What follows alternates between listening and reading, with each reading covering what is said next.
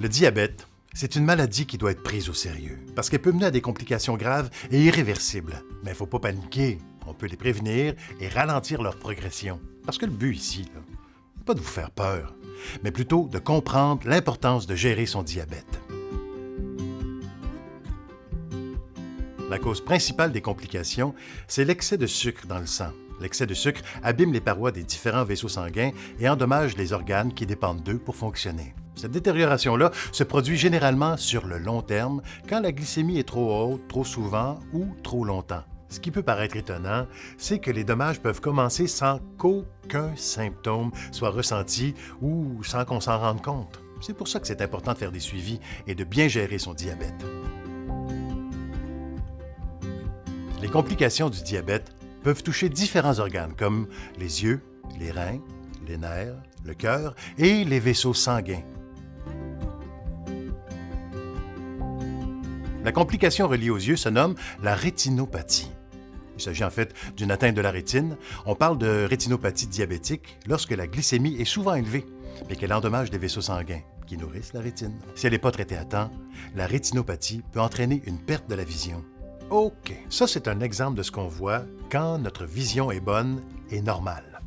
Maintenant, c'est ce qu'on voit lorsqu'il y a rétinopathie. Le diabète augmente aussi les risques de développer des cataractes et du glaucome.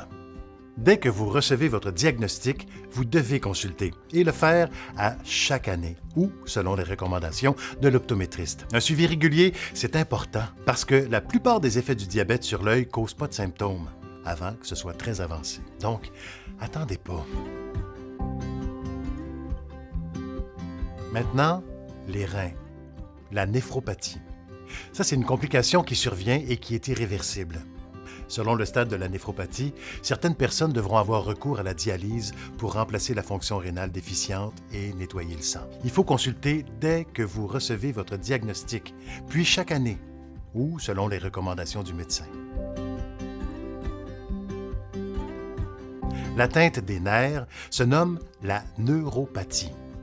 La neuropathie peut entraîner des engourdissements, de la douleur ou une perte de la sensibilité et elle touche plus souvent les jambes et les pieds. La perte de sensibilité est à prendre au sérieux parce qu'une blessure au pied pourrait passer inaperçue. Les risques sont qu'une blessure pourrait s'infecter si elle n'est pas traitée et ça pourrait mener à la gangrène, voire même à l'amputation. Dans un cas extrême, on s'entend. La neuropathie peut aussi toucher d'autres organes et causer, entre autres, de la dysfonction érectile, de l'incontinence urinaire, de la constipation, de la diarrhée ou des nausées. Donc, il faut consulter pour ça chaque année ou plus fréquemment selon les recommandations de votre professionnel de la santé. L'examen et le soin quotidien des pieds sont essentiels dans le traitement du diabète. Un nettoyage, de la crème, des petits soins, en se faisant un petit massage. Rendez donc l'utile à l'agréable.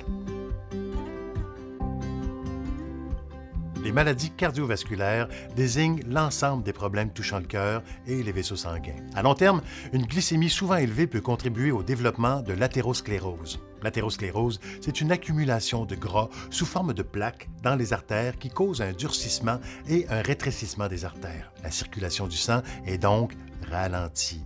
Et dans certains cas, l'artère peut être complètement bloquée. Et là, si ça touche le cœur, ça peut provoquer un infarctus. Les plaques d'athérosclérose peuvent aussi se détacher, former un caillot qui migre vers les vaisseaux sanguins d'autres organes.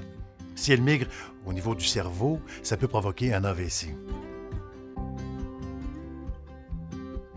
Donc, si on résume, le fait d'avoir une glycémie trop haute, trop souvent ou trop longtemps, ça peut provoquer les complications qu'on vient tout juste de voir, mais aussi d'autres problèmes de santé comme les troubles bucco-dentaires sérieux, des atteintes au niveau des articulations et un plus grand risque d'infection urinaire ou à levure.